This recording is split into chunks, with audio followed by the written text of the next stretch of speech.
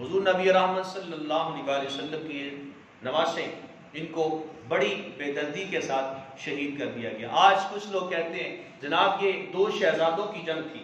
میں کہتا ہوں 2 شہزادوں کی جنگ نہیں تھی، شہزادہ ایک ہی تھا۔ آج اگر کسی کا دنیا میں نام باقی ہے تو وہ حسین ہے۔ آج اگر کسی کا نام دنیا میں موجود ہے تو وہ حسین ہے۔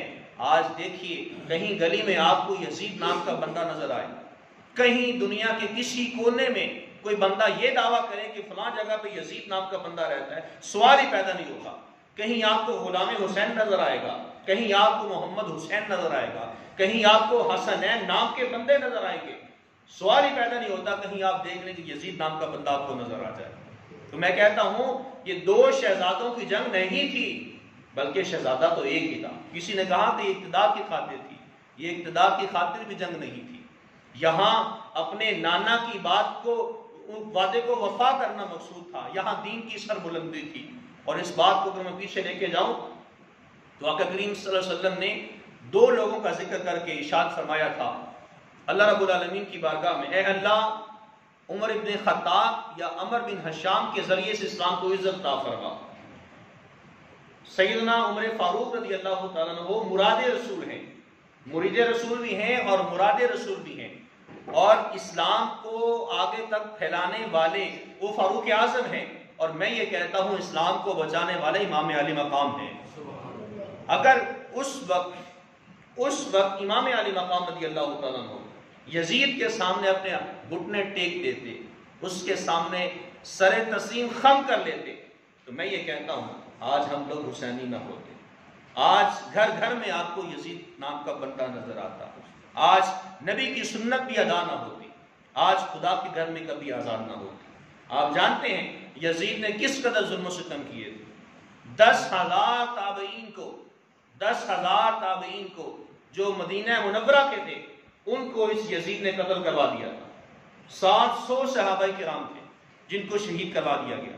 مسجد نبوی میں 3 دن تک اذان نہیں ہوئی، 3 دن تک نہ اذان ہوئی، نہ نماز ہوئی، نہ اقامت ہوئی، اور جہاں رسول اللہ کا منبر رسول تھا اس جگہ پر انہوں نے اپنے گھوڑے باندھے ہوئے تھے، اور حضور اسلام کے منبر کے اوپر ان گھوڑوں کی گوبر کو رکھا گیا، لید کو رکھا گیا۔ میں کہتا ہوں تاریخ کی سب سے بڑی گستاخی یہاں کی گئی تھی۔ آج ہماری یہ مساجد ہیں، یہ کوئی بہت بڑی مساجد نہیں جیسے ہمارے آس پاس بہت بڑی مساجد ہیں، مسجد اللہ کا گھر ہوتا ہے۔ ہمارے اعتبار سے مسجد یہ مناسبت کے اعتبار سے چھوٹی ہے، بڑی مساجد میں دیکھ ہماری مسجد میں اگر ایک وقت میں اذان نہ ہو اگلے وقت میں امام صاحب کو پکڑ لیتے کہ ایسا اذان کیوں نہیں دیتی تھے۔ میں ایک بات کر رہا ہوں اور یہ بات حقیقت ہے، ایک وقت کی فجر کی، ظہر کی، عصر، مغرب، عشاء ایک وقت کی اذان نہ ہو، چلے اذان نہ ہونا تو الگ ہے، تاخیر ہو جائے اس پر امام کا گریبان پکڑ لیا جاتا ہے۔ جناب من مسجد نبوی میں 3 دن تک سوچیں 15 نمازوں کے لیے نہ اذان ہوئی، نہ اقامت ہوئی، نہ نمازیں پڑھی گئی، اور مسجد نبوی میں گھوڑے باندھے گئے۔ اور پھر آگے سنیے یزید کی بدبختی اور اس کی کرتوتوں کا ذکر سنیے۔ 300 کے قریب جوان کنواری لڑکیاں جن کی آبرو ریزی اس یزید نے کروائی تھی۔ آج کوئی شخص یہ کہتا ہے کہ وہ 2 شہزادوں کی جنگ تھی، وہ 2 شہزادوں کی جنگ نہیں تھی، وہ شہزادہ ایک ہی تھا، وہ امام علی مقام تھے۔ میں کہتا ہوں واقع کربلا کی کہانی صرف اتنی ہے، یزید تھا اور حسین ہے، یزید تھا اور حسین ہے۔ میں کہتا ہوں حسین آج بھی زندہ ہے، حسین کل بھی زندہ ہے، حسین قیامت تک زندہ رہے گا۔ آج یزید کا نام مٹ گیا، یزید کے نام لیوا آج بھی زندہ ہے، یزید کو ماننے والے آج بھی زندہ ہیں، لیکن میں کہتا ہوں جو حسینی فکر امام علی مقام دے کے گئے ہیں، آج وہ حسینی فکر ہمارے دلوں میں موجود ہے۔ ہمیں وہ بتا کے گئے ہیں کہ باطل کے سامنے اپنے گھٹنوں کو نہیں ٹیکنا ہے۔ مولانا محمد علی جوہر رحمۃ اللہ علیہ نے جو بڑی خوبصورت بڑی بات کہی، قتل حسین اصل میں مرگ یزید ہے، قتل حسین اصل میں مرگ یزید ہے، اسلام زندہ ہوتا ہے ہر کربلا کے بعد۔ یہ ایک روحانیت کا تعلق ہے کہ جب بھی آپ واقع کربلا کو دیکھتے ہیں تو آپ کے سامنے وہ ساری داستان آ جاتی ہے، وہ ساری ہسٹری آ جاتی ہے، وہ سارا سکیجول آ جاتا ہے، سارا نمونہ آ جاتا ہے سامنے آپ کے، کہ آپ دیکھتے ہیں کہ کس طرح سے امام علی مقام رضی اللہ تعالی عنہ نے اپنی جان کو قربان کر دیا. کس لیے؟ اپنے نانا کی بات کو پورا کیا اور نانا کے وعدوں کو وفا کر دیا. آج حسین کا نام زندہ ہے. یزیدی مٹ گئے لیکن یزیدیوں کے نام لیوا آج بھی ہمارے اندر موجود ہے. تو حضرت امام علی مقام امام حسین رضی اللہ تعالیٰ عنہ یہ حق پہ قائم رہے، حق کا ساتھ دیا اور حق کے ساتھ دنیا سے پردہ کر کے گئے. حضور صلی اللہ علیہ وسلم حجۃ الوداع کے موقع پہ موجود تھے تو ایک شخص نے آ کے سوال کیا، حضور فلاں شخص کا ملبین تلبیہ کہتے ہیں اس کا انتقال ہو گیا ہے.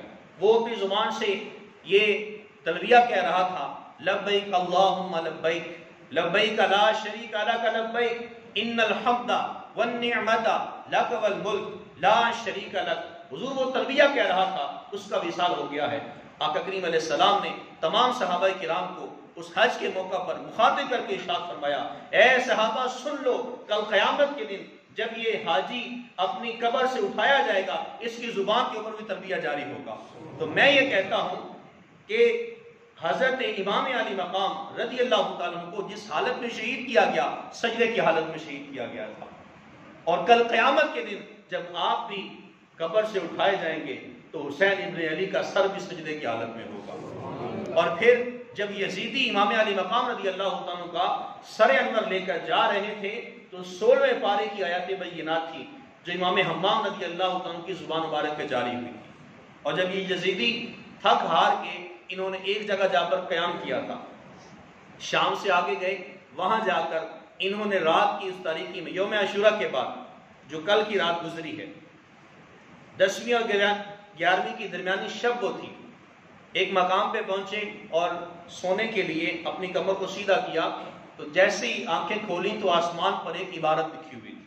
وہ عبارت یہ تھی، ادرجو امت قتلت حسینا شفاعت جدہ یوم الحسابی. فرمایا کہ قتل حسین، قاتل حسین امام علی مقام رضی اللہ تعالیٰ کو قتل کرنے والے کیا ان کے نانا امام الانبیاء صلی اللہ علیہ وآلہ وسلم سے کل قیامت کی شفاعت کی امید رکھتے ہیں؟ ایسا کبھی نہیں ہو سکتا کہ انہیں امام علی مقام رضی اللہ عنہ کے نانا کی شفاعت انہیں نصیب ہو جائے گی. تو امام علی مقام رضی اللہ عنہ کے ساتھ جو ایک دردناک داستان رقم کی گئی، میں کہتا ہوں تاریخ میں کبھی بھی ایسی داستان رقم نہیں کی گئی. لیکن امام حمام رضی اللہ تعالیٰ عنہ نے اپنا سر تن سے تو جدا کر دیا لیکن اپنے نانا کے دین پہ حرف نہیں آنے دیا، اپنے نانا کے دین کی لاج رکھ دی. میں کہتا ہوں اے حسین ابن علی تجھے سلام، اے نازش علی تجھے سلام. آج اگر امام علی مقام رضی اللہ تعالیٰ دنیا موجود نہیں ہے لیکن آج ان کے جان لیوا اور ایمان لیوا اور ان کے نام لیوا آج بھی ہر وقت زندہ ہیں. جب بھی ہم حسین کا ذکر کرتے ہیں ہمارے چہرے پہ مسکراہٹ آ جاتی ہے. میں کہتا ہوں آج کس شخص سے آپ کہیں کہ تو اپنے بیٹے کا نام یزید رکھ لے، وہ کبھی اپنے بیٹے کا نام یزید نہیں رکھے گا. حضور نے فرمایا کہ الحسن والحسین اسمان من اہل الجنہ، جو حسن ہے اور حسین ہے یہ جنتی ناموں میں سے 2 نام ہیں، جنتی شہزادوں کے 2 نام ہیں. اور پھر دیکھیے قدرت کا کرشمہ، دیکھیے اللہ رب العالمین جل شانہ نے امام الانبیاء صلی اللہ علیہ وسلم کی ان دونوں صاحبزادوں کو جنتی نوجوانوں کا سردار بنا دیا اور اپنی صاحبزادی سیدہ مخدومہ کائنات بی بی فاطمہ الزہرا رضی اللہ تعالیٰ عنہ کو جنتی عورتوں کا سردار بنا دیا گیا.